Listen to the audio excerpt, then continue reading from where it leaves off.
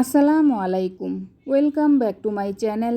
আমার আজকের রেসিপি হচ্ছে ঈদ স্পেশাল বিফ বিরিয়ানি বা গরুর মাংসের বিরিয়ানি।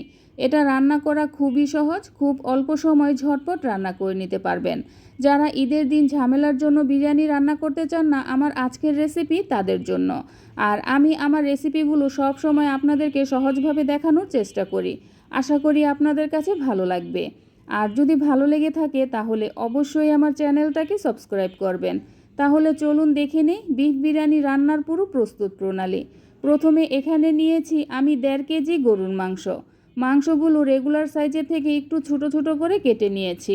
তারপর ভালো করে ধুয়ে মাংসের পানিটা ঝরা দিয়ে নিয়েছি। এখন আমি বিরিয়ানির জন্য একটি স্পেশাল মশলা বানিয়ে নেব। এর জন্য এখানে নিয়েছি 5-6টার মতো ছোটো এলাচ, 2 টুকরো দারচিনি, 4-5টা লবঙ্গ, 1 চা চামচ কালো গোলমরিচ আর হাফ চামচ নিয়েছি সাদা গোলমরিচ, আর একটা জয়ত্রী, একটার অর্ধেক জয়ফল। এবারে কাঁচা অবস্থায় আমি ব্লেন্ড করে গুঁড়ো করে নেব। আমি ব্লেন্ড করে নিয়েছি, এখন একটা সাইডে রেখে দেব। রান্নার জন্য চুলায় একটা হাঁড়ি গরম করে তার মধ্যে দিয়ে দিচ্ছি হাফ কাপ রান্নার রেগুলার তেল। তেল গরম হয়ে এলে দিয়ে দিচ্ছি 1.5 কাপ পেঁয়াজ কুচি। তারপর দিয়ে দিচ্ছি 2-3টা তেজপাতা, আমি তেজপাতা মাঝখানে চিড়ে দিয়েছি। পেঁয়াজ কুচিগুলো আমি হালকা ব্রাউন কালার করে ভেজে নিয়েছি। এখন আমি দিয়ে দিচ্ছি গরুর মাংস। আর গরুর মাংসগুলো আমি কিভাবে কেটে নিয়েছি আপনাদের একটু দেখিয়ে দিচ্ছি। দেখুন, এইভাবে করে ছোট ছোট করে কেটে নিতে হবে। তারপর দিয়ে দিচ্ছি 3 টেবিল চামচ আদা রসুনের পেস্ট। লাল মরিচের গুঁড়া দিয়ে দিচ্ছি 1 টেবিল চামচ। হাফ টেবিল চামচ দিয়ে দিচ্ছি ধনিয়ার গুঁড়া, আর হাফ টেবিল চামচ দিয়ে দিচ্ছি ভাজা জিরার গুঁড়া। আর আমি যে প্রথমে বিরিয়ানির একটা স্পেশাল মশলা বানিয়েছিলাম, এখন আমি এই বিরিয়ানির মশলা সবটুকু দিয়ে দেব। তারপর দিয়ে দেব টেস্ট অনুযায়ী লবণ। লবণটা বুঝে তারপর দিয়ে নেবেন। এখন দিয়ে দিচ্ছি হাফ কাপ টক দই। আমি টক দই ভালো করে ফেটিয়ে নিয়েছি। এখন আমি মশলা মাংসের সাথে খুব ভালো করে মিক্সড করে নেব। তারপর চুলার আঁচটা মিডিয়াম টু হাইয়ের মাঝামাঝি রেখে একটা ঢাকনা দিয়ে ঢেকে 5 থেকে 6 মিনিটের মতো জাল করে নেব। আমি প্রায় 6 মিনিটের মতো জাল করে নিয়েছি। মাংস থেকে কিন্তু অনেকটাই পানি উঠেছে। এই পানিতেই মাংসগুলো ভালো করে কষিয়ে নেওয়া হয়ে যাবে। এখানে আর এক্সট্রা করে পানি দিতে হবে না। আমি একটু নেড়ে চেড়ে দেব, তারপর একটা ঢাকনা দিয়ে ঢেকে দেব। ঢেকে চুলার আঁচ মাঝারিতে রেখে 20 থেকে 25 মিনিটের মতো মাংসগুলোকে কষিয়ে নেব। আমি প্রায় 25 মিনিটের মতো মাংস ভালো করে কষিয়ে নিয়েছি। মাংসের উপরে কিন্তু তেল উঠে এসেছে। এখন আমি দিয়ে দেব আলু। এখানে আমি মিডিয়াম সাইজের 3টা আলু কিউব করে কেটে নিয়েছি। আলু দিয়ে আমি মাংসের সাথে খুব ভালো করে নেড়ে চেড়ে দেব। তারপর একটা ঢাকনা দিয়ে ঢেকে দেব। ঢেকে 5 থেকে 6 মিনিটের মতো আলু দিয়ে কষিয়ে নেব। আমি প্রায় 5 মিনিটের মতো আলু দিয়ে মাংস কষিয়ে নিয়েছি। এখন দিয়ে দিচ্ছি 15 থেকে 20টার মতো কাঠবাদামের পেস্ট। আমি বাদাম ব্লেন্ড করে নিয়েছি, আপনারা ইচ্ছে করলে পাটায়ও বেটে নিতে পারেন। তারপর দিয়ে দিচ্ছি 5-6টার মতো আস্ত কাঁচামরিচ। এখন আমি বাদামের পেস্ট খুব ভালো করে নেড়ে চেড়ে মিক্সড করে নেব।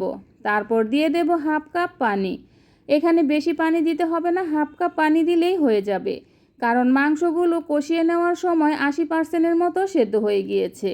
আমি প্রায় 15 থেকে 20 মিনিটের মতো মাংসগুলো রান্না করে নিয়েছি। মাংস কিন্তু ভালোভাবে সেদ্ধ হয়ে গিয়েছে, আর মাংসের পানি অনেকটাই টেনে গিয়েছে। এখন আমি মাংসগুলো চুলা থেকে নামিয়ে একটা সাইডে রেখে দেব।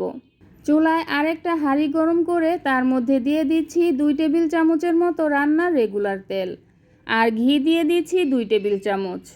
তেল আর ঘি গরম হয়ে এলে তারপর দিয়ে দিচ্ছি 3-4টার মতো ছোটো এলাচ, 2 টুকরো দারচিনি, 3-4টা লবঙ্গ আর 2টা তেজপাতা আমি মাঝখানে চিড়ে দিয়েছি।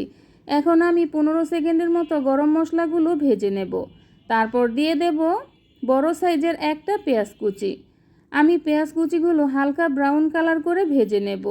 পেঁয়াজ কুচিগুলো আমি হালকা ব্রাউন কালার করে ভেজে নিয়েছি। এখন দিয়ে দিচ্ছি পোলার চাল।